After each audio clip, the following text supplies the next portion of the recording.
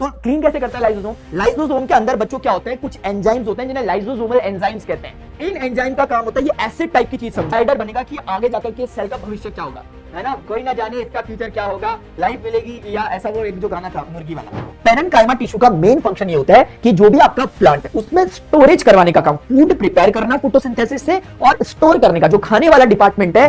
Dendrites word आया है dendron से, मतलब बेसिकली पेड़ से। तो पेड़ की ऐसे शाखाएं होती है, वैसे इसकी शाखाएं हैं एक तरह से सिग्नल रिसीव करने के लिए, इसे डेंड्राइट्स कहते हैं। ये इनपुट सिग्नल लेती है। So hello students, how are you all, gent all of you. बच्चों इस वीडियो में मेरा जो फोकस रहने वाला है वो सेल नाम के चैप्टर को कम से कम टाइम में मैं आपको बताना चाहता हूं, लेकिन अंडरस्टैंडिंग भी रहे ऐसे में कोशिश करूंगा। ऑलरेडी इसका एक वन शॉट वीडियो बन चुका है जो 1.5-2 घंटे का था, लेकिन अगर आप लोगों के कल एग्जाम है, ऐसा कुछ आपको क्विक रिवीजन करना है तो ऐसे टाइम पे आपकी हेल्प कर सकता है। मैं ये भी नहीं कह रहा कि एग्जैक्टली शुरुआत से आपने थोड़ा थोड़ा अगर पढ़ा कुछ होगा ना तो वो एक समराइज हो जाएगा यहाँ पर, तो उन बच्चों के लिए तो ये बेस्ट रहेगा। अदरवाइज मैं रिकमेंड करूंगा पहले डिटेल वाला देख लो, उसके बाद ये देखना, और एक बार देख लो क्या पता समझ में भी आ जा रहा होगा, ठीक है। तो अदरवाइज मैं कहना चाहता हूं कि बिगिनर को छोड़ के जो सेकंड टाइम अगर सेल को पढ़ने की कोशिश कर रहा है रिवीजन टाइप में, उनके लिए तो ये बेस्ट सूटेड वीडियो है। मेरी बात को ध्यान से सुना भूता गया। सेल के बारे में बच्चों हमारे साइंटिस्ट वगैरह ने कुछ बातें बताई थी। पहले एक साइंटिस्ट है, रॉबर्ट हुकिंग का नाम था। 1665 में उन्होंने एक डेड सेल को पकड़ा, मतलब उन्होंने बोला कि ये सेल जैसी कुछ चीज है, यानी ये सबसे छोटी यूनिट है। उन्होंने कॉर्क स्लाइस पे उन्होंने एक्सपेरिमेंट किया था, उस तरह से उन्होंने डिस्कवर किया। लेकिन बाद में ल्यूवेनहॉक आते हैं, उन्होंने एक लिविंग सेल को, जिंदा सेल को देखा जिसके अंदर प्रोसेसेस चल रहे थे। पहले वाले के अंदर कोई प्रोसेसेस नहीं थे, बस एक मरा हुआ सेल पड़ा हुआ था। लेकिन इस केस में ल्यूवेनहॉक ने पॉन्ड वाटर को देखा, ब्लड सेल्स को देखा, तो उन्हें कुछ हरकत होती हुई दिखाई दी, तो उन्होंने कहा कि लिविंग सेल्स, और बाद में फिर धीरे धीरे करके सेल की थ्योरीज आई। अभी हमारा जो मेन अल्टीमेट टॉपिक है, मैं आपको ये वीडियो क्यों बना रहा हूं, क्योंकि जो नोट्स है ये बहुत प्यारे नोट्स मैंने आपके लिए बना रखे हैं रिटर्न। इन नोट्स को मैं आपको टेलीग्राम में प्रोवाइड करवा दूंगा, लेकिन इन नोट्स को पढ़ना कैसे है, सिर्फ नोट्स से काम नहीं चलेगा। तो ये एक तरह का मैनुअल वीडियो है जो आपको समझा रहा है कि नोट्स को कैसे कैसे पढ़ना है। मैं सब कुछ नहीं बताऊंगा, लेकिन उसको पढ़ने का तरीका और बिल्कुल बहुत सारे क्रक्स पॉइंट आपको बता दूंगा। पहले समझो कि जो आपका ये एक तरह का सेल है, ये सेल कौन है? जैसे हमारी बॉडी में ट्रिलियन ऑफ सेल्स बने हुए हैं, जिससे हमारी बॉडी बनी हुई है। तो उन ट्रिलियन ऑफ सेल में से एक सेल को उठा करके हमने यहां पर लाकर जूम इन किया। इस सेल की जो बाउंड्री आपको दिखाई दे रही है, जो कि सेल के अंदर के कंटेंट को प्रिजर्व कर रही है बाहर के एनवायरनमेंट से, उस बाउंड्री को कहते हैं सेल मेम्ब्रेन। सेल मेम्ब्रेन या प्लाज्मा मेम्ब्रेन कहते हैं। अब इस सेल मेम्ब्रेन के अंदर बहुत सारा लिक्विड भरा होता है, एक सेमी फ्लूइड लाइक सब्सटेंस होता है, एक फ्लूइड टाइप का यहां पर होता है। उस फ्लूइड को हम नाम देते हैं साइटोप्लाज्म, जो एक ब्लू कलर का अंदर फैला हुआ फ्लूइड दिख रहा है। इस ब्लू कलर के फ्लूइड साइटोप्लाज्म के ऊपर बहुत सारे लोग तैरते हुए तुम लोगों को दिखाई दे रहे होंगे अलग अलग से। इनको कहते हैं सेल ऑर्गेनेलीज। ये वो लोग हैं जो सेल के अंदर के फंक्शंस करेंगे, कोई एनर्जी बनाएगा, कोई प्रोटीन बनाएगा, कोई जहर उगल रहा होगा, कोई आग उगल रहा होगा। इसी तरीके से किसी के पास जेनेटिक मटेरियल रखा होगा जो डिसाइड करेगा कि ये वाला, ये जिसका मैं सेल हूं, ये आगे जाकर के इंसान बनेगा, डॉग बनेगा, हॉर्स बनेगा, गधा बनेगा, या प्लांट बनेगा, रोज का फ्लावर बनेगा, क्या बनेगा ये डिसाइड करेगा इसके अंदर रखा हुआ जेनेटिक मटेरियल, ठीक है ना। तो ये इसकी बात है। तो ये सेल ऑर्गेनेलीज होती है जो इसके ऊपर तैर रही होती हैं, जो बाहर की आउटर बाउंड्री होती है उसे सेल मेम्ब्रेन या प्लाज्मा मेम्ब्रेन कहते हैं, और जो ये फ्लूइड होता है बच्चों इसे साइटोप्लाज्म कहते हैं। अब इन तीन चीजों के बारे में मैंने डिटेल में यहां पर डिस्कशन किया है, आप आराम से इनको पढ़ोगे, लेकिन कैसे पढ़ना है वो मैं आपको समझा देता हूं एक एक करके। सेल मेम्ब्रेन, इसके डिस्क्रिप्शन में आपको नोट्स मिल जाएंगे। सेल मेम्ब्रेन बेसिकली क्या है, इसका मुख्य काम क्या है बच्चों? ये सेल की आउटर बाउंड्री है जो सेल को बाकी अदर एनवायरमेंट से सेल के कंटेंट को अलग करती है। तो इसका मेन फंक्शन क्या है कि ये ट्रांसपोर्टेशन करवाती है सब्सटेंस का। जो रॉ मटेरियल होता है वो यहां आता है, कुछ अंदर तैयार होता है, प्रोटीन्स वगैरह बनते हैं, एनर्जी वगैरह बनती है, और फिर वो बाहर की तरफ सप्लाई होती है। तो ये क्या करता है, सब्सटेंस के अंदर एंट्री को और एग्जिट को डिसाइडर होता है कौन? Plasma membrane. तो ये प्लाज्मा मेम्ब्रेन कुछ 4 तरह की चीजों से मिलकर बनी होती है। सबसे पहले ये फॉस्फोलिपिड्स की बाइलेयर से मिलकर बनी होती है, 2 लेयर्स होती है। यानी ये समझो कि ये जो आपकी लेयर है ये 2 लेयर रखती है, इसका इस तरफ और इस तरफ दोनों तरफ पानी है। इस तरफ सेल के अंदर का पानी है साइटोप्लाज्म, और उस तरफ बाकी का पानी है। तो ये क्या करती है, ये कोशिश करती है कि जिसकी मेम्ब्रेन में दोनों तरफ, दोनों जहां वाटर है उस तरफ इसका वो वाला हिस्सा है जो वाटर लविंग हो। तो ये आपको दिख रहा होगा, जो गोले दिख रहे हैं ये वाटर लविंग वाले हिस्से होते हैं, इन्हें कहते हैं फॉस्फोलिपिड्स की बाइलेयर। एक लेयर ये बनी है, एक लेयर नीचे बनी है। ये लेयर का मेन काम क्या है, ये वाटर लविंग है, इसलिए उस तरफ जो सेल के बाहर का इलाका है उसके पानी के साथ इंटरेक्ट करती है, ये सेल के अंदर के पानी के साथ इंटरेक्ट करती है। तो इस तरीके से अरेंज होती है। तो फॉस्फोलिपिड्स की बाइलेयर से मिलकर बनी होती है। दूसरा प्रोटीन से मिलकर बनी होती है कि कौन सा सब्सटेंस सेल के अंदर जाएगा, कौन सा नहीं जाएगा। हो सकता है कि कोई सब्सटेंस सेल के अंदर जाना चाहिए, जरूरी है, लेकिन बड़ा मॉलिक्यूल है, जा नहीं पा रहा, तो उसके लिए प्रोटीन चैनल्स बन जाते हैं, यानी प्रोटीन की एक टनल बन जाती है जिसके अंदर से वो मॉलिक्यूल पास कर जाता है। तो कुछ ये प्रोटीन आपके ऐसे होते हैं जो ऐसे होते हैं, इंटीग्रेटेड टाइप के होते हैं, इंटीग्रल टाइप के, कुछ पेरिफेरल होते हैं जो ऊपर ऊपर पे तैर रहे होते हैं। अब ये प्रोटीन कैसे बनता है, कहां से बनता है, वो थोड़ी देर बाद पढ़ेंगे। इसी प्रकार से इसमें एक चीज होती है कार्बोहाइड्रेट चेन, जो बेसिकली सेल के इंडिकेटर का काम करती है कि सेल को पहचानने में मदद करती है कौन सा सेल कौन सा वाला सेल है।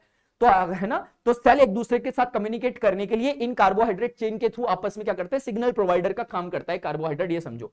दूसरी बात होती है कोलेस्ट्रॉल भी लगे होते हैं। कोलेस्ट्रॉल का जो मेन काम होता है बच्चों वो ये होता है कि टेम्परेचर बढ़ने घटने के कारण कहीं सेल की जो ये मेम्ब्रेन है बहुत ज्यादा वैसी ना हो जाए, फ्लेक्सिबल लचीली, या बहुत ज्यादा रिजिड ना हो जाए। अगर बहुत ज्यादा फ्लेक्सिबल या रिजिड हो जाएगी तो ट्रांसपोर्ट जो मटेरियल का है वो क्या हो जाएगा, उसमें ऑब्स्टिकल आ जाएगा। इसीलिए उसको मेंटेन करने के लिए कोलेस्ट्रॉल यहां पर काम करता है। तो चार चीजें, कार्बोहाइड्रेट है, कोलेस्ट्रॉल है, प्रोटीन है, और उसके बाद फॉस्फोलिपिड्स की बाइलेयर है। इतना ही सफिशिएंट है समझने के लिए। मैंने बहुत डिटेल में आपको और अच्छे से मैंने ना थोड़ी इसमें वैसी लैंग्वेज लिखी है जैसे हम लोगों की बात करने वाली इंग्लिश लैंग्वेज होती है जानबूझकर, ताकि तुम्हारी थोड़ी अंडरस्टैंडिंग बिल्ड हो सके। ठीक है, अब यहां देखते हैं साइटोप्लाज्म। ऑलरेडी मैं बता चुका हूं, फ्लूइड लाइक जो सब्सटेंस होता है इसके ऊपर सारी ऑर्गेनेलीज क्या होती हैं, तैर रही होती हैं। ये एक तरह से वर्किंग साइट होता है जहां पर सारे के सारे जो इलाके में काम चल रहा है। ये समझो कि सेल एक तरह की फैक्ट्री है। सेल के अंदर, फैक्ट्री के अंदर अलग अलग तरह की मशीन है, अलग अलग तरह के वर्कर्स हैं। कोई कुछ पैकिंग कर रहा है, कोई कुछ सिंथेसाइज कर रहा है, कोई एनर्जी क्रिएशन कर रहा है। इस तरह के सारे जो काम हो रहे हैं उन सबको सपोर्ट देने के लिए एक वर्किंग जो साइट है, वर्किंग एरिया है, उसको हम कहते हैं साइटोप्लाज्म। तो जितनी मेटाबॉलिक रिएक्शंस होती हैं वो सबकी सब साइटोप्लाज्म के अंदर होती है। आप बहुत प्यार से पढ़ना, सारी चीज आपको समझ में आएंगी कि साइटोप्लाज्म किस चीज से बना होता है। साइटोसॉल कहते हैं जो फ्लूइड वाला पार्ट होता है जिसमें पानी, सॉल्ट, एंजाइम, प्रोटीन्स होते हैं। ऑर्गेनेलीज, ये जो ऑर्गेनेलीज होती है इसके ऊपर तैर रही होती है। इंक्लूजन्स उसको कहते हैं बच्चों, जो कि क्या होता है, टेम्पररी मटेरियल होता है। ऐसा नहीं कि वो हमेशा रहता है, वो आता है जाता है, उसे इंक्लूजन्स कहते हैं। आपको बहुत प्यार से सारी बातें समझ में आती रहेंगी। यानी ग्लाइकोजन, फैट, ड्रॉपलेट्स, ये बनते हैं, टूटते हैं, बिखरते हैं, जाते हैं, आते हैं, ऐसे वाले, मतलब कि ये मेहमान टाइप के लोग हैं, इंक्लूजन्स। और ये जो ऑर्गेनेलीज है एक तरह के परमानेंट लोग हैं, मशीन टाइप की चीजें जो वहां पर हमेशा फिक्स रहती हैं एक तरीके से।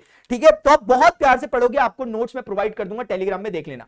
न्यूक्लियस की हम बात करें बच्चों, न्यूक्लियस क्या, अगर तुम देखोगे, मैंने तुम्हें बताया था ये न्यूक्लियस वाला पार्ट है, ये स्पेशल सेल ऑर्गेनेली है। हम क्या पढ़ रहे हैं, सारी सेल ऑर्गेनेली को पढ़ना चालू कर रहे हैं। तो न्यूक्लियस से चालू कर रहे हैं। न्यूक्लियस को समझो, न्यूक्लियस में क्या होता है, डबल मेम्ब्रेन होती है। ये जो न्यूक्लियस होता है बच्चों, इसमें क्या होती है, डबल मेम्ब्रेन होती है, और पोर्स टाइप के आपको दिखाई दे रहे होंगे। ये पोर्स क्या करते हैं कि न्यूक्लियस का, बेसिकली न्यूक्लियस के अंदर की जो चीजें हैं वो बाहर, मतलब न्यूक्लियस के बाहर यानी साइटोप्लाज्म के साथ इंटरैक्ट कर सके, उसके लिए पोर्स होते हैं। यानी पोर्स के थ्रू सामान अंदर बाहर आता जाता है। तो जैसे ना न्यूक्लियस के बाहर का जो मटेरियल है, जो फ्लूइड मटेरियल, इसको हमने क्या कहा था, साइटोप्लाज्म।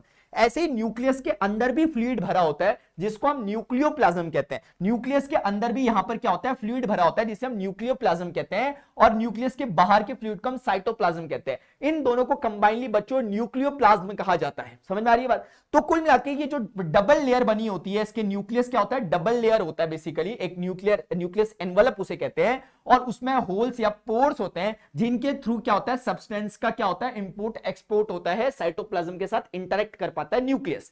अब दूसरी बात, न्यूक्लियस के अंदर एक और छोटा सा न्यूक्लियोलस होता है, यानी कि यहां पर आपका आरआरएनए रखा होता है। आरआरएनए का मतलब राइबोसोमल आरएनए, जो कि प्रोटीन सिंथेसाइज के लिए जरूरी है। सुनो मेरी बात, हमारी बॉडी में जो भी प्रोटीन बनता है, फंडामेंटल प्रोटीन को बनाने का काम करता है सेल के अंदर बैठा हुआ राइबोसोम, और राइबोसोम को बनाने का काम करता है आरआरएनए, राइबोसोमल आरएनए, जो कि इस न्यूक्लियोलस के अंदर बैठा हुआ रहता है।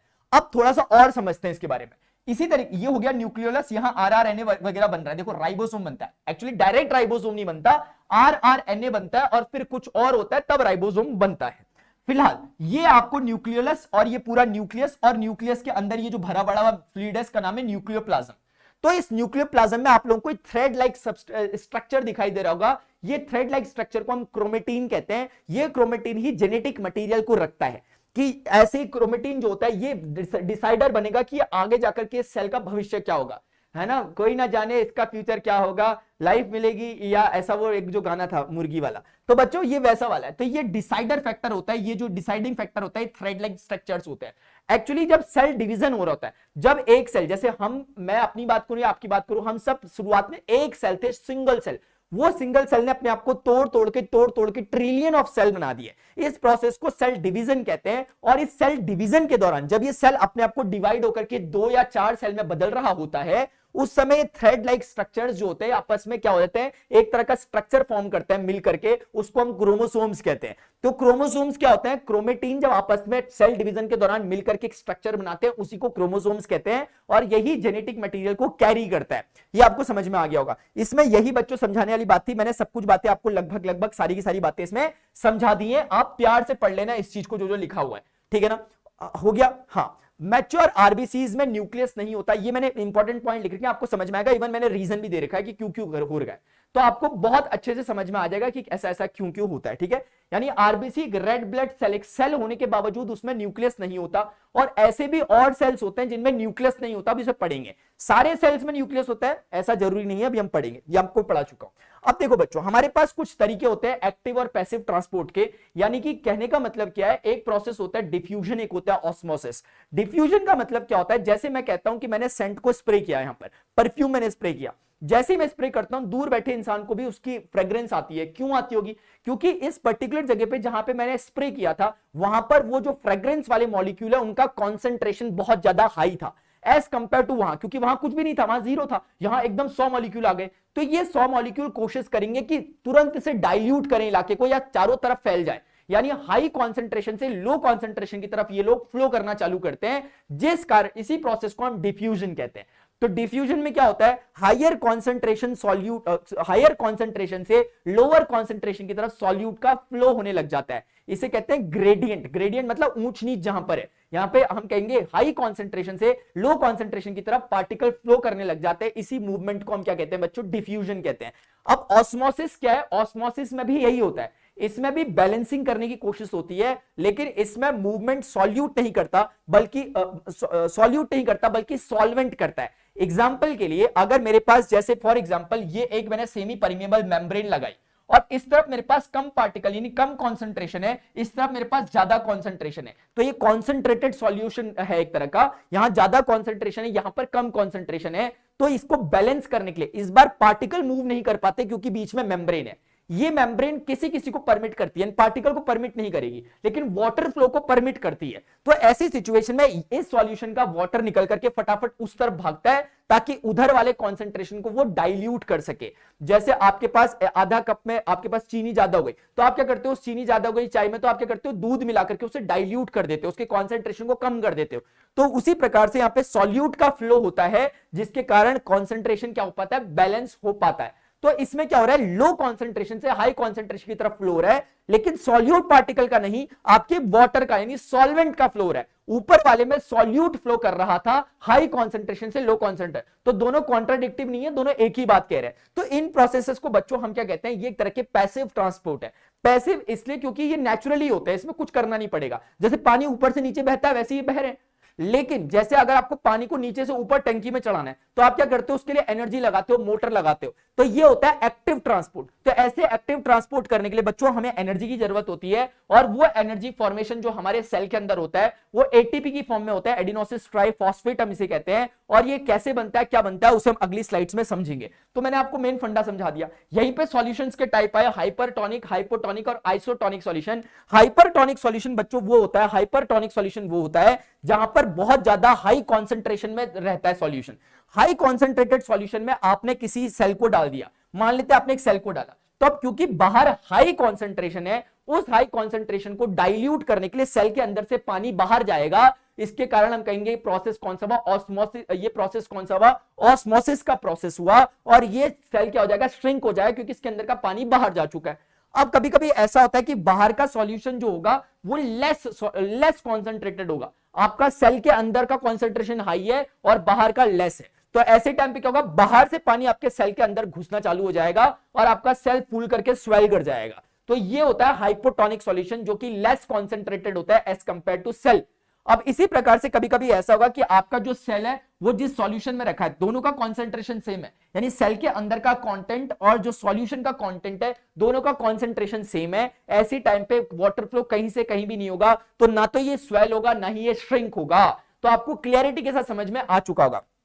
अब अगर हमने प्लांट सेल में हम इस चीज को देखते हैं, अगर हमने एनिमल सेल की जगह प्लांट सेल को अगर डाल के देखते हैं हाइपरटोनिक, हाइपोटोनिक और आइसोटोनिक सॉल्यूशन में, तो बच्चों इसको समझो। पहले सेल वॉल क्या होती है समझो। जो मैंने बताया था कि सेल में एक सेल मेम्ब्रेन होती है, वो सारे सेल में एक सेल मेम्ब्रेन होती है, लेकिन प्लांट के केस में एक एक्स्ट्रा प्रोटेक्शन मिलता है। ऐसा समझो कि एक मेम्ब्रेन के बाहर एक और मेम्ब्रेन होती है, इसे हम सेल वॉल कहते हैं। ये सेल वॉल क्या करती है, आपके सेल को प्रोटेक्शन प्रोवाइड करती है। जैसे हम लोगों का क्या है कि हम लोगों को बारिश आ रही है तो भाग कर चले गए छत के, अपने छत में अपने घर में घुस गए जाकर के, चाय पी रहे, पकौड़े खा रहे, लेकिन ये बेचारे को क्या, बारिश में वही रहना है, धूप में वही रहना है। जितनी विषम से विषम परिस्थितियां होती है, पौधे पेड़ पौधों को उसी में सर्वाइव करना होता है। तो इनके लिए नेचर ने क्या बनाया, सेल वॉल बनाया, जो सेल्यूलोज का बना हुआ होता है। ये एक एक्स्ट्रा प्रोटेक्शन प्रोवाइड करता है सेल को। अब देखो समझो कैसे प्रोटेक्शन प्रोवाइड करता है, उसका बेस्ट एग्जांपल यहां मिलेगा।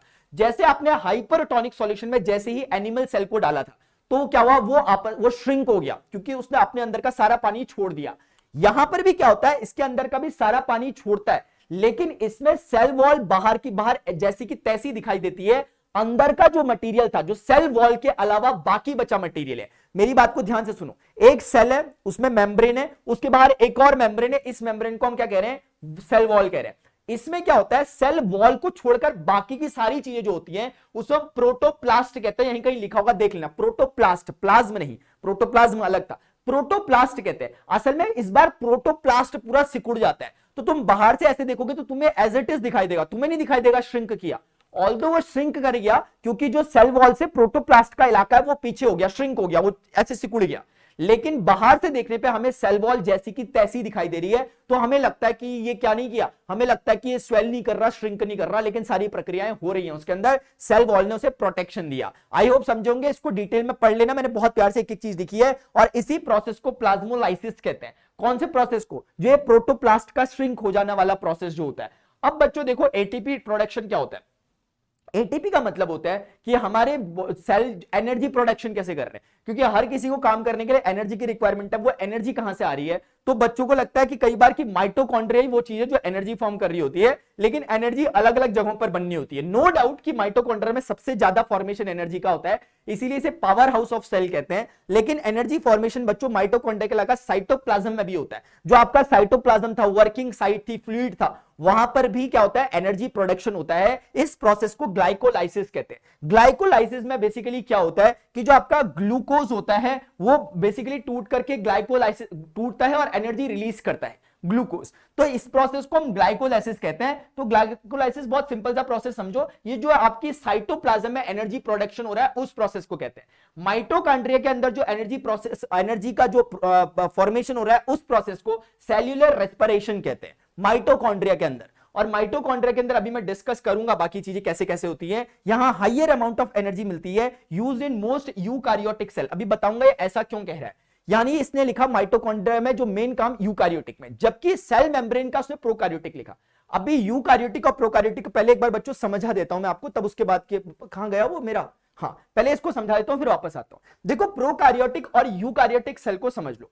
प्रोकारियोटिक सेल बच्चों वो होते हैं जिनमें एक आपका प्रिमिटिव न्यूक्लियस होता है, यानी अविकसित सा न्यूक्लियस होता है, यानी वेल डिफाइंड न्यूक्लियस नहीं होता, यानी न्यूक्लियस होता ही नहीं है कुल मिलाकर के, ट्रू न्यूक्लियस नहीं होता। यूकारियोटिक, ट्रू की स्पेलिंग में TRUE जो आ रहा है उसको उल्टा कर दो, यू बनेगा। तो यूकारियोटिक सेल जिसमें ट्रू न्यूक्लियस होता है, इसका मतलब कि इसका जेनेटिक मटेरियल एक फिक्स्ड जगह पर रखा रहता है, उसके लिए चैम्बर अलग से बना रहता है जिसको हम न्यूक्लियस कहते हैं। इसके लिए कोई चैम्बर नहीं बना होता इस तरह की कोशिकाओं और इस तरह के सेल्स के लिए। इसमें कहीं पर भी फैला पड़ा होता है जेनेटिक मटेरियल इसके अंदर, जैसे तुमने पपीता काटा उसके अंदर बीज पड़े हुए ऐसे रैंडमली, तो उस तरह का यहां पर यह चीज होती है। तो इसको कहते हैं न्यूक्लियोइड, जहां पर इनका मटेरियल पाया जाता है। होता है इनमें भी ये जेनेटिक मटेरियल, लेकिन उसके लिए कोई एक स्पेसिफिक जगह नहीं होती, वो फैला पड़ा रहता है। उस जगह को जहां फैला पड़ा रहता है न्यूक्लियोइड कहते हैं। न्यूक्लियोइड किसमें होता है, प्रोकारियोटिक सेल में। यूकारियोटिक सेल में उसको न्यूक्लियस कहते थे। दूसरा फर्क आप ये समझो कि जो ये, जैसे इसका एग्जांपल यूकारियोटिक का एनिमल सेल है और प्रोकारियोटिक का बैक्टीरिया। अब एक फर्क क्या होता है बच्चों, फर्क समझो। जो यूकारियोटिक सेल होते हैं उसका साइज ऑलमोस्ट 10 टाइम्स होता है प्रोकारियोटिक सेल के साइज का, एक बात। दूसरी तीसरा डिफरेंस क्या है कि जो ये यूकारियोटिक सेल होता है इनमें जो सेल ऑर्गेनेलीज है एग्जिस्ट करती है, इसमें कोई ऐसा सेल ऑर्गेनेलीज नहीं पाई जाती है। इसकी सेल ऑर्गेनेलीज की अपनी एक खुद की मेम्ब्रेन होती है। जैसे तुम लोग देखोगे यहां पर न्यूक्लियस है तो उसकी खुद की मेम्ब्रेन है, यहां पर कुछ माइटोकॉन्ड्रिया उसकी खुद की मेम्ब्रेन होती है। यहां पर जो भी होगा वो ऐसे ही पड़ा रहता है। ये समझो कि एक बहुत बड़ा हॉल है जिसमें सब लोग ऐसे ही रहते हैं। ये एक ऐसा कॉर्पोरेट ऑफिस है जहां सबको अपने अपने चैम्बर्स मिल रहे हैं, भाई तुम अपने अपने पॉड में रहना, इस तरह की चीज होती है। तो आपको समझ में आ गया होगा। तो डीएनए और क्या चीज होती है, इसमें राइबोसोम्स जो होते हैं 70S राइबोसोम होता है, इसको सेडिमेंटेशन कांस्टेंट कहते हैं एक तरह से। इसका मतलब क्या होता है मैं आपको बताता हूं, 70S और इसमें जो राइबोसोम्स होते हैं वो 80S। राइबोसोम मैं भी आपको बताऊंगा कि राइबोसोम बेसिकली प्रोटीन सिंथेसाइज करने का काम करते हैं, वो यहां भी होते हैं यहां भी होते हैं। और जबकि वो एक सेल ऑर्गेनेली है, उसके बावजूद वो यहां हो रहा है, उसके पीछे का रीजन ये है कि राइबोसोम की कोई अपनी वो नहीं होती, मेम्ब्रेन नहीं होती। तो ध्यान रखो, जो भी मेम्ब्रेन वाली चीजें होती है वो यहां बैठ ही नहीं सकती है। तो राइबोसोम बैठ सकता है क्योंकि उसके पास अपनी मेम्ब्रेन नहीं होती है। तो राइबोसोम दोनों में कॉमन होता है, यहां 70S और यहां कहीं पे दिख नहीं रहा, लेकिन 80S वाला होता है। सेडिमेंटेशन कांस्टेंट का जो मतलब होता है बच्चों, इसका मतलब होता है, जैसे आपने भी केमिस्ट्री में मिक्सचर एंड सेपरेशन वाले चैप्टर में सेंट्रीफ्यूगेशन के प्रोसेस को पढ़ा है, जैसे मैंने आपको बताया था कि जैसे लैब वगैरह में, पैथोलॉजी लैब में ब्लड को मिक्स करने वगैरह में यूज होता है। तो ये समझो कि आपने इसमें एक ट्यूब में, एक बोतल में राइबोसोम डाला इसका, एक में डाला राइबोसोम इसका, दोनों को बहुत तेजी से घुमा दिया एक मशीन के अंदर, सेंट्रीफ्यूगेशन। अब जो नीचे जल्दी बैठ जाएगा, जो नीचे जल्दी बैठ जाएगा जमीन पे मतलब उसकी सतह पे जाकर, उसका सेडिमेंटेशन कांस्टेंट ज्यादा होगा। तो 80S इसका है, 70S इसका, इसकी डिटेल में हम नहीं जा रहे हैं अभी।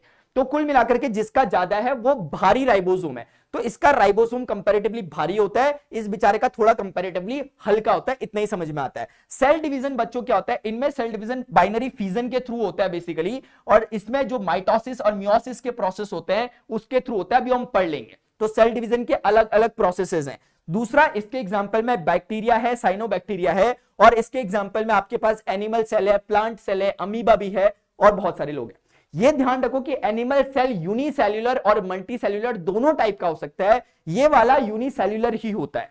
जैसे अमीबा एक यूनिसेल्युलर है, और जैसे आपके पास क्लेमाइडोमोनास एक यूनिसेल्युलर है, बट स्टिल वो यूकार्योटिक है, क्योंकि उनके पास उनका पर्सनल एक एक क्या है, न्यूक्लियस होता है। तो ये बात तुम्हें समझ में आई होगी। अब ये बात अगर आपको समझ में आ गई तो वापस अपने टॉपिक पे आते हैं, जो हम यहाँ पे कहीं पे पढ़ रहे थे।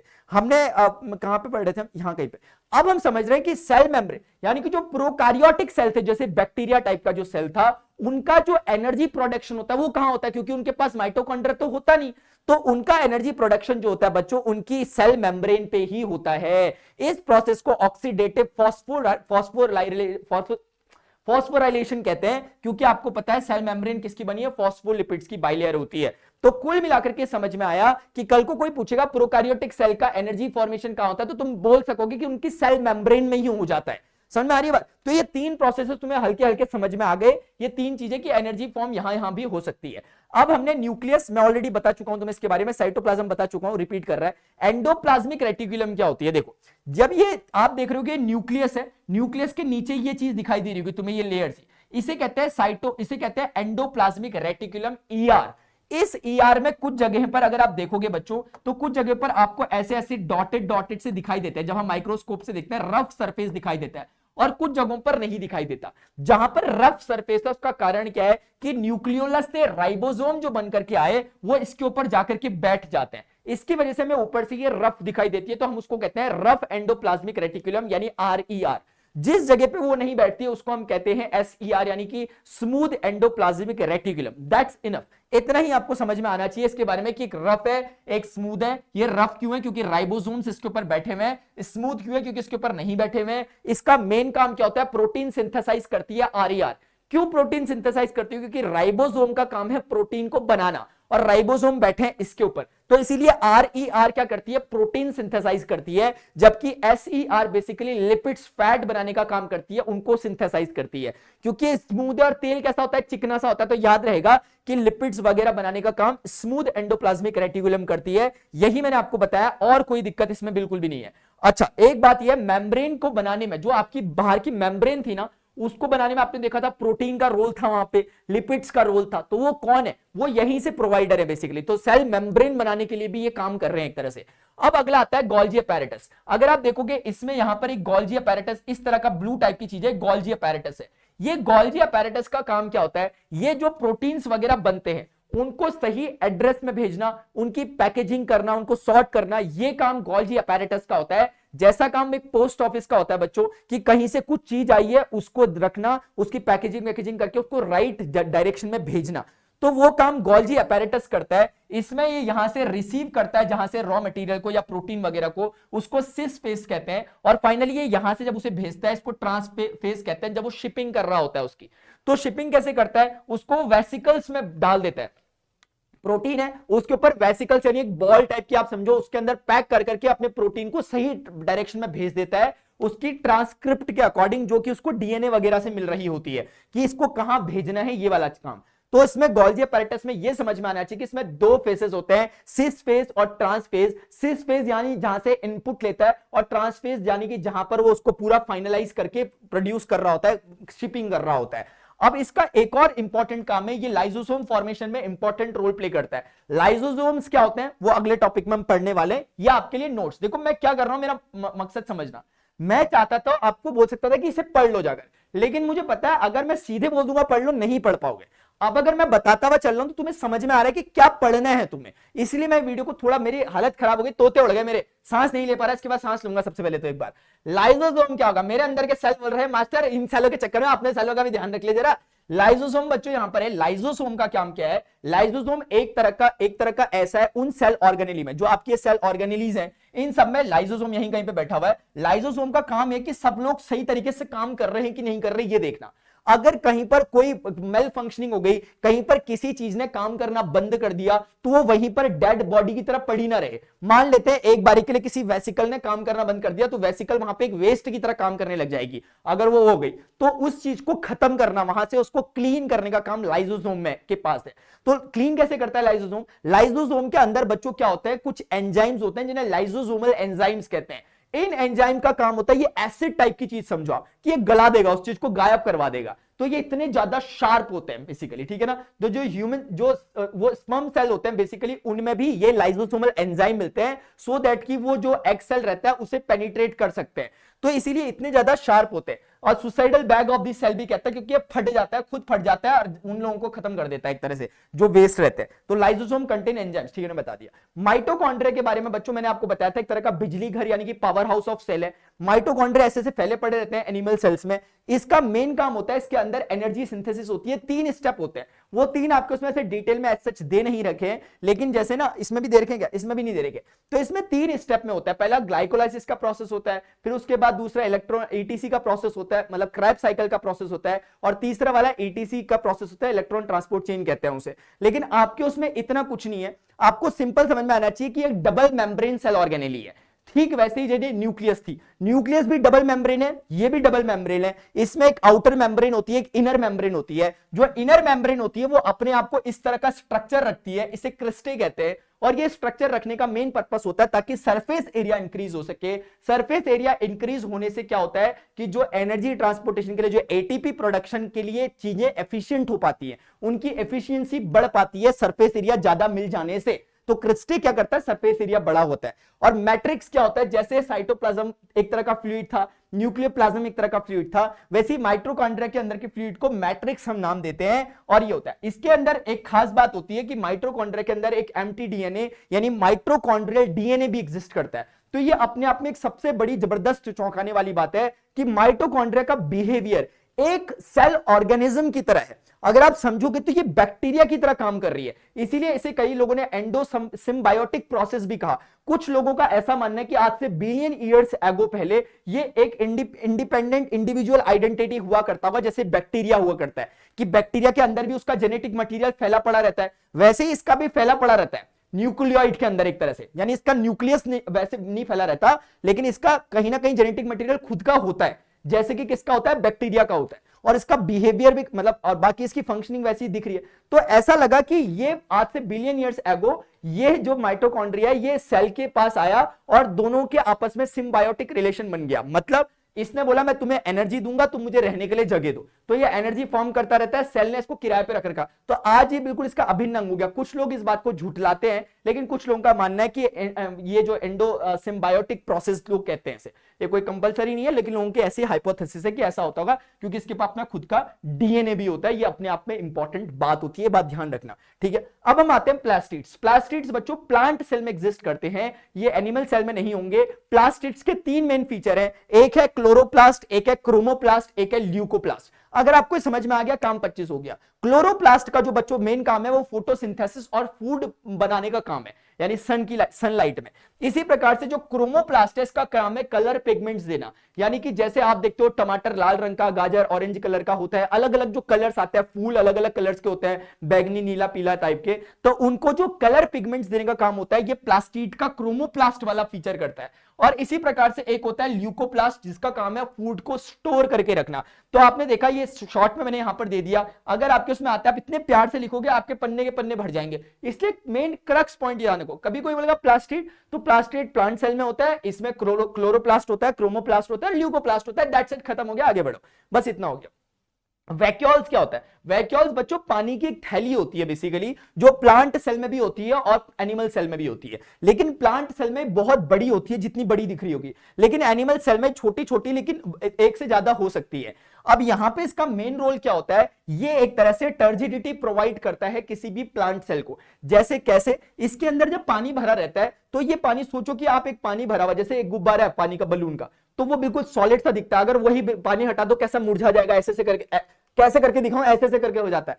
तो कहने का मतलब है कि ये जो वैक्यूल्स होता है इसमें जब पानी बराबर मात्रा में भरा रहता है तो ये सेल वॉल पे टर्जर प्रेशर लगाता है। टर्जर प्रेशर मतलब प्रेशर समझो तुम, टर्जर प्रेशर कहते हैं, जिसके कारण जो सेल वॉल रहती है बाहर को खुल के रहती है, एकदम रिजिडिटी सी रहती है, स्टेबिलिटी सी आती है, आपके प्लांट को आराम से मस्त होकर के खड़ा रहता है। लेकिन 2-4 दिन कभी पानी मत डालो, ऐसे करके मुरझा जाता है तुम्हारा प्लांट। वो मुरझाता क्यों है? क्योंकि उसके अंदर का जो वैक्यूल होता है उसका पानी खत्म हो जाता है, जिसके अंदर से टर्जर प्रेशर कम हो जाता है और वो प्लांट तुम्हारा सिकुड़ जाता है, मतलब कमजोर हो जाता है। समझ गए? तो ये बात होती है, इनको कोई जरूरत नहीं है, इनको तो पानी पानी है इनके पास, ठीक है ना। तो large in plant, small in animals, storage और टर्जिडिटी का काम करता है। और ये जो वैक्यूल होता है बच्चों, एक बात और ध्यान रखना, जो काम ना आपका जो काम आप, अभी मैं चलो बताता हूं आपको इस चीज को, जो काम बेसिकली ना लाइजोसोम कर रहा होता है यहां पर ना, वही काम वैक्यूल कर देता है बेसिकली उस काम को, ठीक है। मैं भी बताता हूं इस चीज को, देखता हूं अभी।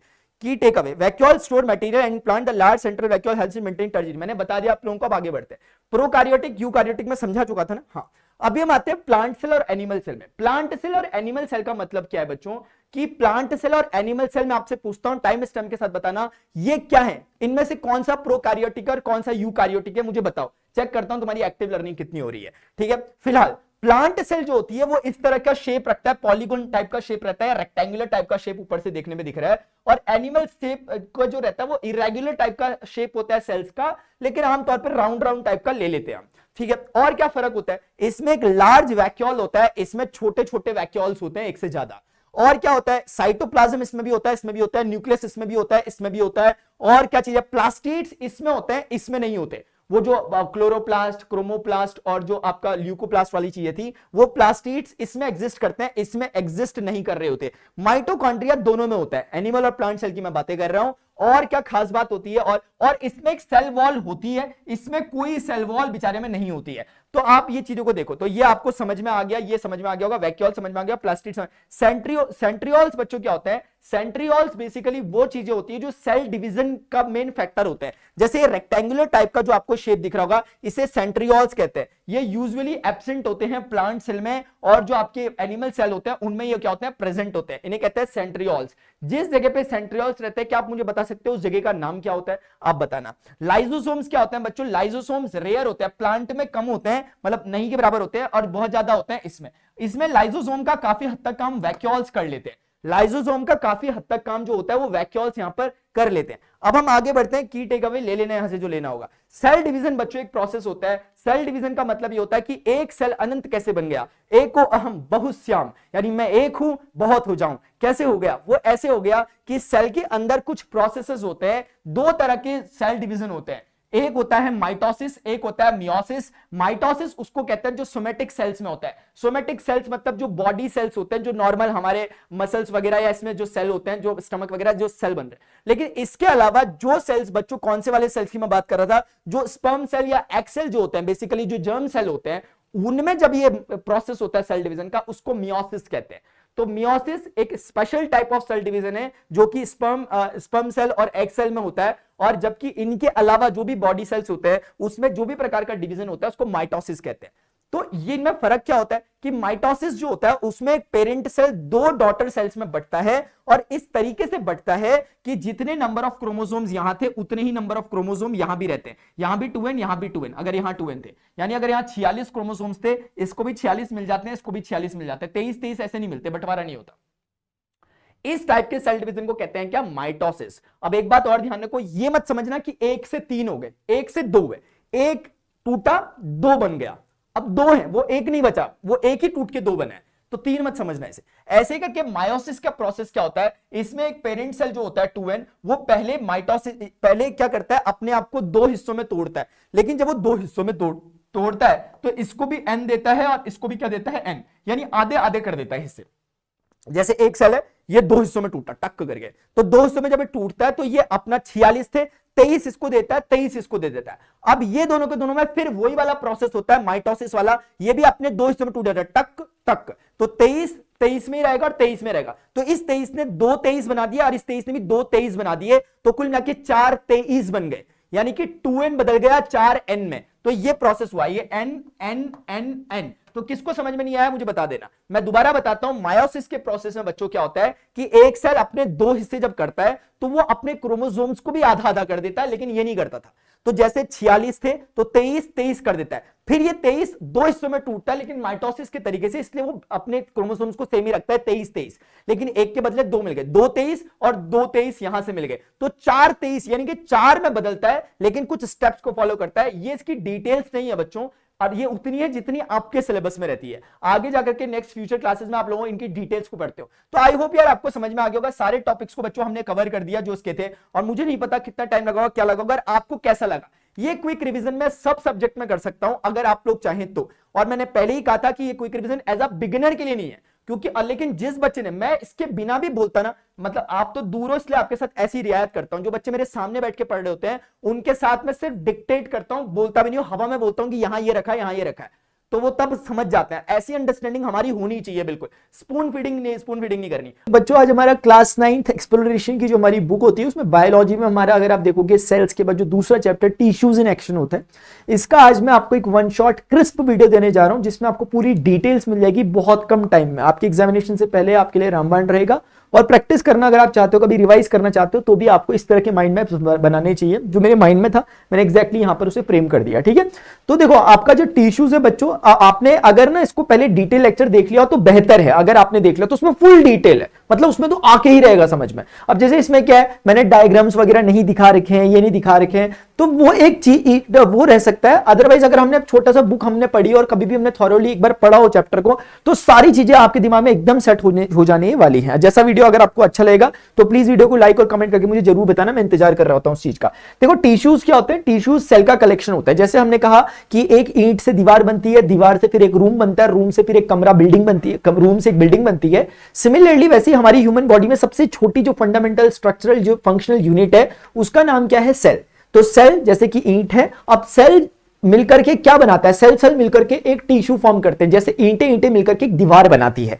तो टिश्यूज कुछ भी नहीं है, सेल का कलेक्शन है। बहुत सारे सेल मिलकर के आपस में कंबाइन होते हैं तो टिश्यू फॉर्म करते हैं, और ये टिश्यू किसी स्पेसिफिक फंक्शन को करवा रहा होता है।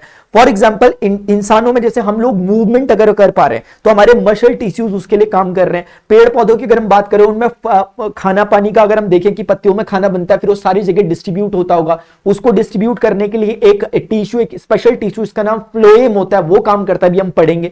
इसी प्रकार से पेड़ पौधों में जो पानी का रूट्स से पानी को ऊपर पहुंचाता है सारी जगह, सारी पत्तियों तक, सारी जगहों तक, तो वो पहुंचाने का काम एक स्पेशल टाइप का टिश्यू करता है, उसको हम जाइलम कहते हैं। तो इस प्रकार के हमारे सिस्टम में हमारा कंट्रोल एंड कोऑर्डिनेशन का जो काम होता है, मैंने गरम गरम चीज को छुआ, एकदम से हाथ पीछे कर लिया मैंने, मेरे माइंड ने मुझे एकदम सिग्नल दिया, वो एक स्पेशल टाइप का टिश्यू काम कर रहा होता है, नर्वस टिश्यू उसको कह रहे होते हैं। ऐसे करके आपकी बोन्स है, जो हमारी हड्डियां है ना, वो भी इवन टिश्यूज है। ब्लड जो होता है वो भी एक टिश्यू है। तो टिश्यू का मतलब जरूरी नहीं है वो हार्ड ही होगा, वो ब्लड की तरह फ्लूइड भी हो सकता है, ठीक है। तो आप बच्चों हम आगे पढ़ रहे हैं, ये इसका बेसिक इंट्रोडक्शन था। आपको टिश्यूज को सिर्फ 2 हिस्सों में पढ़ना है, एक प्लांट टिश्यूज, दूसरा उसके बाद हमारे पास आएगा दूसरा एनिमल टिश्यूज। दैट्स इट, खत्म हो गया। अब एक एक करके प्लानिंग से पढ़ना है। पूरा रोड मैप आपके लिए मैंने तैयार कर रखा है, पूरा माइंड मैप तैयार कर रखा है। प्लांट टिश्यू के 2 टाइप हैं, एक मेरिस्टेमेटिक, एक परमानेंट टिश्यू। दैट्स इट, पूरा कुछ मत देखो। तो मेरिस्टेमेटिक टिश्यू क्या होते हैं? ये एक तरह के ग्रोथ करवाने वाले टिश्यूज होते हैं। आपने देखा होगा कि पौधे जो होते हैं, अगर आपने एक बीज था, वो बीज बढ़ते बढ़ते बढ़ते बढ़ते पौधा पौधा बढ़ते बढ़ते ऊंचा, कितना ऊंचा, 200-300 फीट के पेड़ हो जाते हैं। तो वो जो उनकी लंबाई बढ़ रही है, लंबाई बढ़ाने के लिए उनके लिए जो रिस्पॉन्सिबल फैक्टर होता है उसको कहते हैं मेरिस्टेमेटिक टिश्यू, मतलब जो ग्रोथ करवाता है। अब मेरिस्टेमेटिक टिश्यू की पोजीशंस अलग अलग होती है और वो अलग अलग तरह की ग्रोथ करवाता है, इसीलिए उसके कुछ डिवीजन किए जाते हैं। एक होता है apical meristem. Apical meristem roots में और शूट्स में होता है। शूट यानी कि पौधे का वो ऊपर की कली टाइप की जो ऊपर को जाती रहती है, और रूट यानी जड़। तो ये जड़ों में और ऊपर की तरफ होता है ताकि ऊपर की भी वृद्धि करवा सके हाइट में, और नीचे जड़ों को भी गहराई में ले जा सके। तो उसका नाम होता है एपिकल मेरिस्टेम। तो इसका मेन फंक्शन क्या है? ये इंक्रीमेंट करवाता है लेंथ में, ऊपर भी और नीचे भी, जड़ों में भी और शूट में भी और रूट में भी। Got it? इसी प्रकार से दूसरा है लेटरल मेरिस्टेम। लेटरल मेरिस्टेम का मेन काम होता है, जैसे कुछ ऐसे पेड़ पौधे आपने देखे होंगे आमतौर पे, जैसे आम का पेड़ है। अभी आम का पेड़ अगर आप देखोगे, उसके जो स्टेम्स होते हैं वो समय के साथ वो भी मोटे होते रहते हैं। तो पेड़ों की जो टहनियां होती है, जो स्टेम्स होता है वो मोटा होता है, तना जो होता है वो किस कारण होता होगा? तो उसके लिए जो रिस्पॉन्सिबल फैक्टर है उसका नाम है लेटरल मेरिस्टेम। तो ये एक प्रकार का मेरिस्टेमेटिक टिश्यू है, लेकिन ये क्या करता है? गर्थ इंक्रीमेंट करवाता है। गर्थ का मतलब होता है ऐसी मोटाई जो होती है पेड़ की होती है, जो शाखाएं मोटी हो रही है। वो मोटी कैसे हो रही है? लंबाई में जा रहा है पेड़, वो तो ठीक है एपिकल, लेकिन मोटा हो रहा है जो पेड़, उसका तना लेटरल मेरिस्टेम। तो आपको समझ में आ गया, इंक्रीमेंट इन गर्थ करवाता है।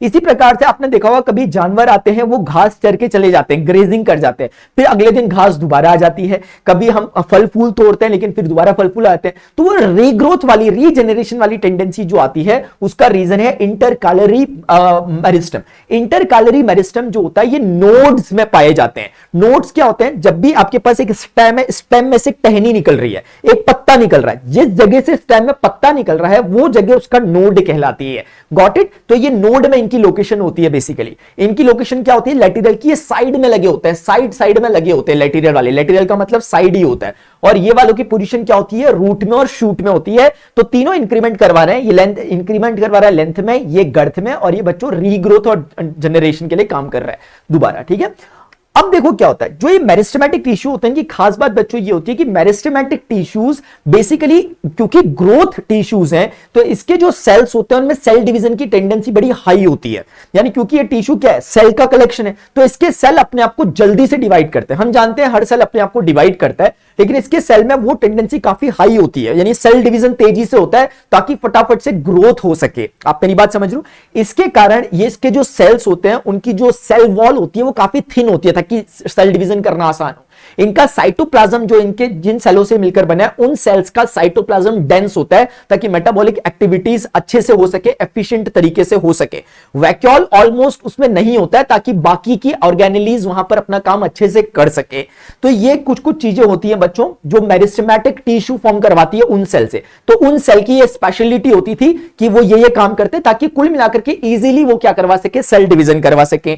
तो ये हो गया। लेकिन मेरिस्टेमेटिक टिश्यू के जैसे सेल डिवीजन हुए, मान लेते हैं एक सेल ने 2 डिवाइड किए, 2 ने 4 किए, लेकिन कुछ सेल ऐसे होते हैं जो बोलते हैं हम फर्दर डिवाइड नहीं करेंगे। यानी मेरिस्टेमेटिक टिश्यूज की फैमिली में जो कुछ सेल हैं वो बोलते हैं हम फर्दर सेल डिवीजन नहीं करवाएंगे, हम कुछ और काम करेंगे, हम मैनेजमेंट का काम करेंगे, हम अपने पेड़ पौधों को थोड़ा सा प्रोटेक्ट करवाएंगे, उनकी पत्तियों से पानी जल्दी जल्दी ना निकले वो काम हम करवाएंगे, उनमें खाना पानी ऊपर नीचे भेजने का काम ये वाला काम हम करवाएंगे, उनको सपोर्ट देने का काम ये काम हम करवाएंगे। तो सपोर्ट का काम, प्रोटेक्शन का काम और कंडक्शन का काम, खाने को इधर उधर भेजने का काम हम लोग करेंगे। तो हम मैनेजमेंट करेंगे, हम फर्दर आगे डिवाइड नहीं करके नए सेल नहीं बनाएंगे, जो बन गया उनकी सेवा करेंगे हम।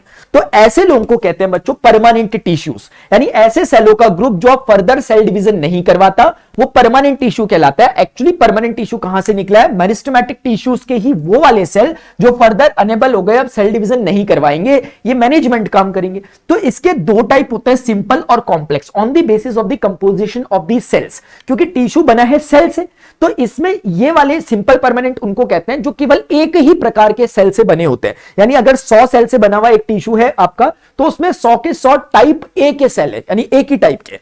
जबकि जो कॉम्प्लेक्स परमानेंट होगा वो ऐसा होगा जिसमें ग्रुप ऑफ सेल्स होंगे, बेसिकली मतलब 5-6 ग्रुप्स होंगे। हेलो हेलो, एक मिनट है बच्चों, एक सेकंड। हाँ हाँ, तो बच्चों इसमें क्या होगा, जैसे आपके पास 100 सेल है मान लेते हैं, तो 100 सेल में 20 सेल टाइप ए के होंगे, 20 सेल टाइप बी के होंगे, 30 सेल टाइप सी के होंगे, 40 सेल उसके होंगे। तो अलग अलग टाइप के सेल्स मिलकर के बेसिकली अलग अलग टाइप के सेल्स का ग्रुप मिलकर के ये टिश्यू फॉर्म करता है, इसलिए इसे कॉम्प्लेक्स कहते हैं। आपने देखा होगा लोग बोलते हैं कॉम्प्लेक्स है हमारे घर के पास। कॉम्प्लेक्स में क्या होता है, अलग अलग दुकानें होती है, अलग अलग तरह की, मोबाइल रिपेयरिंग की दुकान भी है वहां पर फोटोग्राफी की दुकान भी है, वहां पर परचून की दुकान भी है, सब कुछ होता है, उसे कॉम्प्लेक्स कहते हैं। तो ये समझ में आ गया। तो परमानेंट टिश्यू दो टाइप के हैं, सिंपल और complex, on the basis of the composition की एक वेरियस टाइप ऑफ सेल से मिलकर बने या सिंगल टाइप ऑफ सेल से मिलकर बने। तो ये जो सिंपल परमानेंट सेल का एग्जांपल में हमारे पास हैं जो बेसिकली सपोर्ट देने का काम करते हैं पौधे को। इसके टाइप है पेरेन्काइमा, कोलेनकाइमा, स्क्लेरेन्काइमा। पेरेन्काइमा भी टिश्यू है, कोलेनकाइमा भी टिश्यू है, स्क्लेरेन्काइमा भी टिश्यू है, लेकिन ये शुरुआत के दो लिविंग सेल्स से मिलकर बने टिश्यू हैं और बाद वाला डेड सेल से मिलकर बना हुआ टिश्यू है। तो आप समझो स्केलेटन मतलब क्या होता है, स्केलेटन। स्केलेटन कैसा होता है, घोस्ट, भूत, डेड।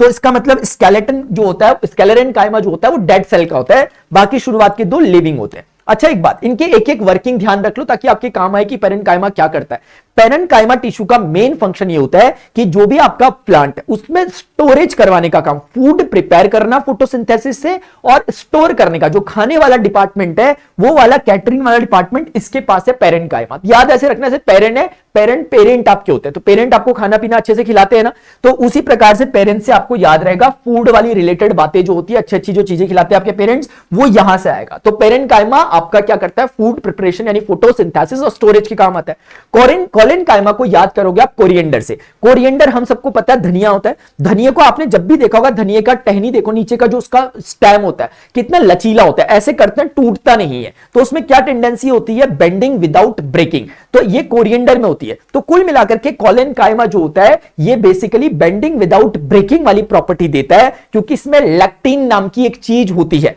इसकी सेल वॉल में। मैंने इसे डिटेल लेक्चर में बता रखा था, अभी सिर्फ जस्ट रेफरेंस दे दिया। ज्यादा कोई दिक्कत है तो मत वो करो, लैक्टिन नहीं पैक्टिन बोलते हैं उसे एक्चुअली, ठीक है। तो ज्यादा टेंशन मत लेना, सिर्फ जितना लिखा है उतना ही ध्यान रखो। ये लिविंग टाइप के सेल से बना है और बेंडिंग विदाउट ब्रेकिंग, जैसे कोरिएंडर से याद रहेगा कोलेनकाइमा। अब ऐसे ही स्क्लेरेन्काइमा का मतलब मैंने कहा डेड सेल से बना है। तो ये बेसिकली क्या काम करता है, नारियल देखा है, नारियल में जो सख्त सा हिस्सा होता है, नारियल का खोल होता है, जो ऐसे ही करके अखरोट का जो नट शेल होता है वो चीज होती है। नारियल का जो हस्क होता है, जो उसकी वो जो बाल टाइप के, हेयर्स टाइप के होते हैं, तो वो जो चीजें होती है वो कोई और नहीं बल्कि स्क्लेरेन्काइमा है। तो स्क्लेरेन्काइमा रिजिडिटी प्रोवाइड करता है कहीं ना कहीं आपके प्लांट को, जो भी होता है। तो उसमें इस तरह की चीजें जो भी दिख रही है वो क्या है, स्क्लेरेन्काइमा। समझ में आ गया। तो परमानेंट टिश्यू का टाइप सिंपल परमानेंट। अभी हमारे पास कॉम्प्लेक्स परमानेंट का दूसरा टाइप है जिसमें बहुत सारे सेल से मिलकर बना होता है। इसके दो टाइप है, इन्हें वेस्क्युलर टिश्यू सिस्टम भी कहते हैं, टिश्यू सिस्टम के बेहाव पर, कंफ्यूज मत करना, या कंडक्शन करवाने वाले, क्योंकि कंडक्टिव किस्म क्या है, यानी क्या कंडक्ट करवाते हैं। देखो आपके पेड़ पौधों को पानी कैसे मिलता है, जड़ें पानी खींचती हैं जमीन से और उसको पूरे पेड़ में भेजती है इधर उधर। वो भेजने वाले लोग जो होते हैं उन्हें कहते हैं जाइलम। तो जाइलम ज से आ रहा है और ज से ही जल आता है, तो जल जाइलम याद रहेगा, ये जल को फ्लो करवाती है, जल का ट्रांसपोर्टेशन करवाती है। फ्लोएम फ से आ रहा है ऐसे सुनने के लिए, तो फ से फल और फ से खाना होता है, मतलब फल मतलब भोजन है ना, तो कुल मिला के फूड को, फल से फूड, तो फूड का ट्रांसपोर्टेशन करवाता है फ्लोएम। तो जाइलम और फ्लोएम क्या करवाता है, समझ में आ गया। पर कॉम्प्लेक्स परमानेंट टिश्यू का एग्जांपल है, ये भी समझ में आ गया। तो अब ये क्योंकि कॉम्प्लेक्स परमानेंट टिश्यू का एग्जांपल है, तो ये इतने प्रकार के अलग अलग प्रकार के टिश्यूज टाइप से मिलकर बना हुआ है। तो जाइलम के 4 टाइप हैं बेसिकली, जो कंपोजिशन है जिनसे मिलकर जाइलम बन रहा है पूरा, यानी अलग अलग टाइप के टिश्यूज बैठे हुए हैं, उन सबके ग्रुप को हमने कहा ये जाइलम है।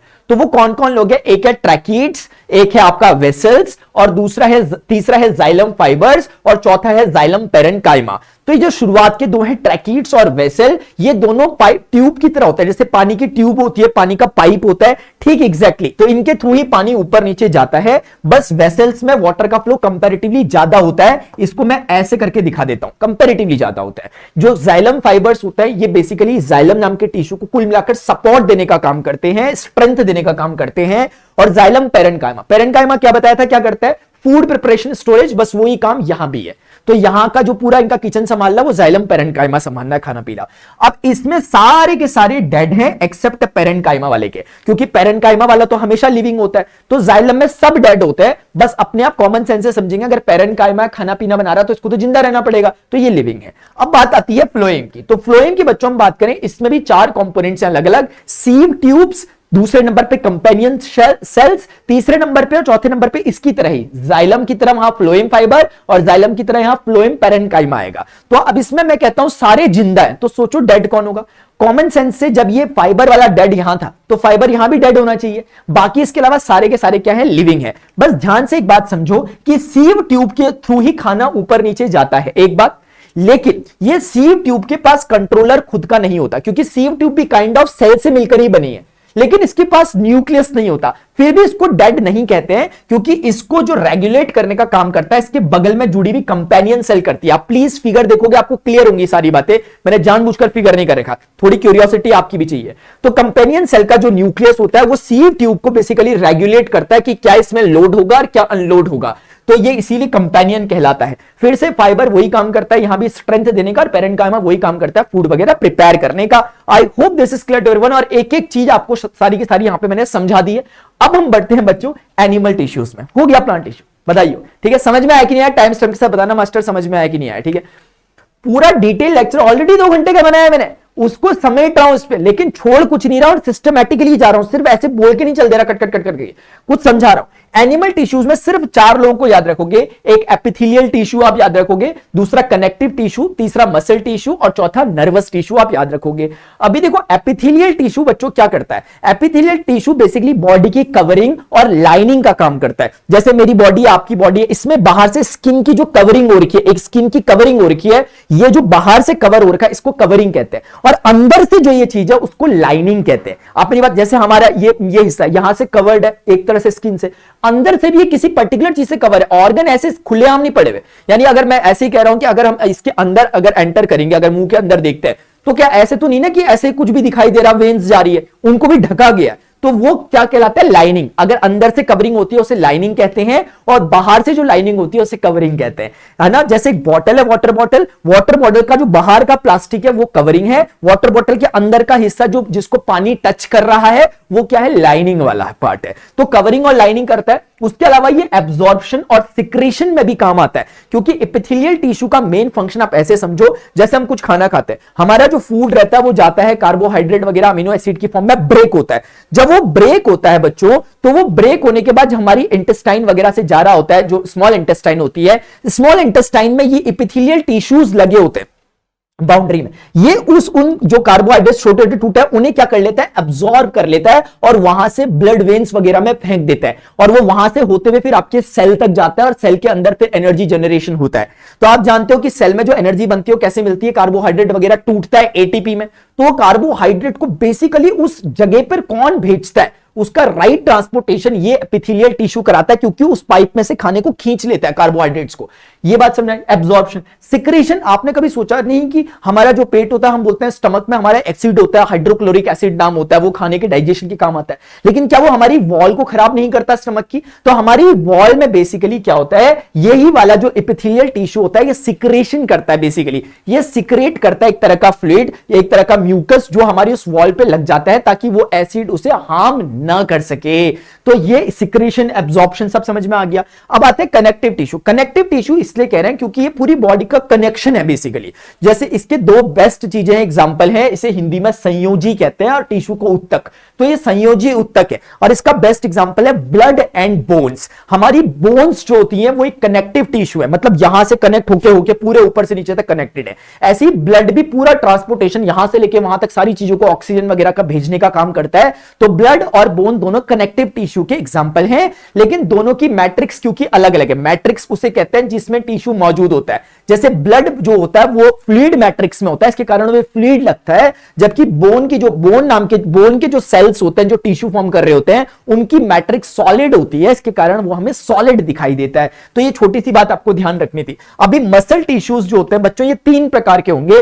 मसल टिश्यूज एक स्केलेटल होगा, स्केलेटल वॉलेंटरी एक्टिविटीज जो होती है, जो आप जानबूझ के काम करते हो, जैसे मैं बोल रहा हूं, मैं चल रहा हूं, मैं लिख रहा हूं, ये सारे काम जो हम कर रहे हैं इन एक्टिविटीज को करवाने के लिए बेसिकली आपका वॉलेंटरी काम करवाने के लिए स्केलेटल टिश्यूज काम में आते हैं। और स्केलेटल टिश्यूज जिन सेल से मिलकर बने होते हैं, क्योंकि सेल से मिलकर टिश्यूज बने होते हैं, उन्हें स्पेशल नाम मसल फाइबर्स कहते हैं।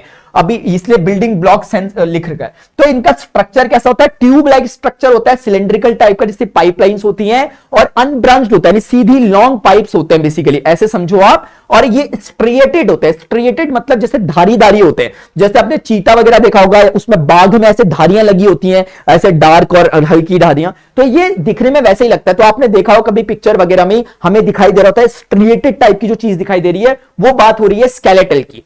इसी प्रकार से स्मूथ जो होता है वो इनवॉल्यूटरी टिश्यू होता है। इनवॉल्यूटरी टिश्यू का मतलब जैसे कि जहां पर हमारी एक्टिविटीज जो हमारी बिना इच्छा के हो जाती है, अनैच्छिक क्रियाएं, जैसे कि बच्चों हमारे पास हम कह रहे हैं डाइजेशन, तो डाइजेशन के लिए क्या आप कुछ काम करते हो? नहीं, अपने आप हो रहा है, इनवॉल्यूटरी है।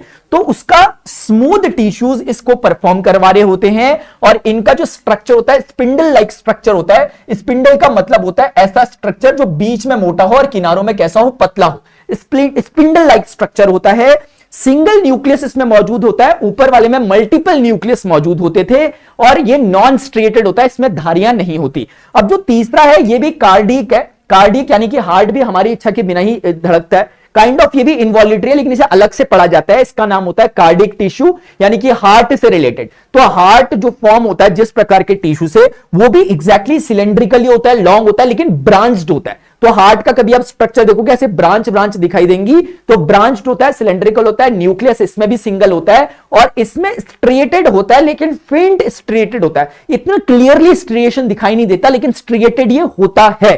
तो ये मसल टिश्यूज हमने देख लिया। अब फाइनली नर्वस टिश्यू का मेन काम होता है कंट्रोल एंड कोऑर्डिनेशन का काम, यानी कि कोई भी चीज हमें गतिविधि का पता लगाना, हमारे ब्रेन तक सिग्नल पहुंचाना। तो ब्रेन हमारा मास्टरमाइंड बैठा है, उसने अपनी जगह जगह नर्व्स भेजी हैं। तो वो जो नर्व्स होती हैं वो कुछ और नहीं, नर्वस सिस्टम, नर्वस टिश्यूज के जो सेल्स होते हैं उन्हीं को न्यूरॉन्स कहा जाता है, या नर्व्स भी इन्हें कहते हैं। तो ये नर्व का काम कैसे होता है? ये इंफॉर्मेशन को लेती है, एनालाइज करती है और कुछ आउटपुट देती है।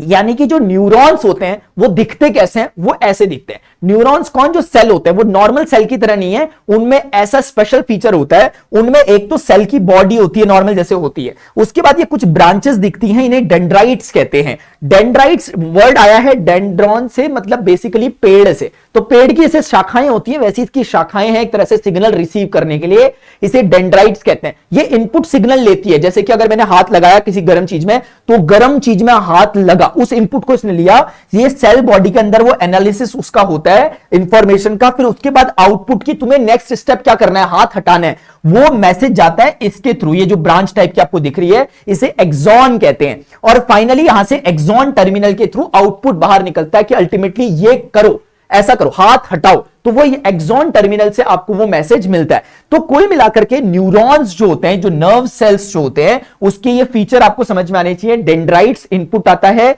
सेल बॉडी उसे एनालाइज करती है, न्यूक्लियस वहां पे मौजूद होता है, एक्सॉन के थ्रू वो ट्रेवल करके आउटपुट फाइनली बाहर निकलता है एक्सॉन टर्मिनल से। आई होप बच्चों आपको ये समझ में आ गया होगा, और दैट्स हाउ हमने इसको कंप्लीट कर दिया। इसके बाद हमारे पास मस्कुलोस्केलेटन टाइप का एक और स्ट्रक्चर है हमारे पास, उसमें कुछ भी नहीं है, आपके पास टेंडन से वो आपको पता होगा। मैंने बताया था कि मसल्स जो अपने काम करवाती है, हड्डी पे फोर्स लगाती है, वो टेंडन्स के थ्रू लगाती है। तो टेंडन्स एक तरह की रस्सी है, मैंने डिटेल लेक्चर में बताया था, हल्का सा जिक्र कर रहा हूं। आपने कार्टिलेज सुना होगा, तो कार्टिलेज क्या, दो बोन्स जब कनेक्ट होती हैं तो उनके बीच में रफ सरफेस ना रहे, तो उसके लिए एक ऐसा टिश्यू होता है जो फ्लूइड टाइप का होता है, जो उनके बीच में फ्रिक्शन को कम करता है, उसे कार्टिलेज कहते हैं। आपने लिगामेंट्स का नाम सुना होगा। लिगामेंट्स दो हड्डियों को बांधा रहता है, एक ऐसी रस्सी जिसने दो हड्डियों को बांधा हुआ है, उसे लिगामेंट कहते हैं। तो आई होप यार आपको समझ में आ गया होगा। यही सारी चीजें थी, मैंने आपके कंप्लीट चैप्टर को फिनिश कर दिया। मुझे नहीं पता चल रहा कि आधा घंटे का टाइम लगा या 1 घंटे का टाइम लगा, लेकिन ये सारी चीजें मैंने बता दी। अगर आपको ये चाहिए होगा, ये वाला जो है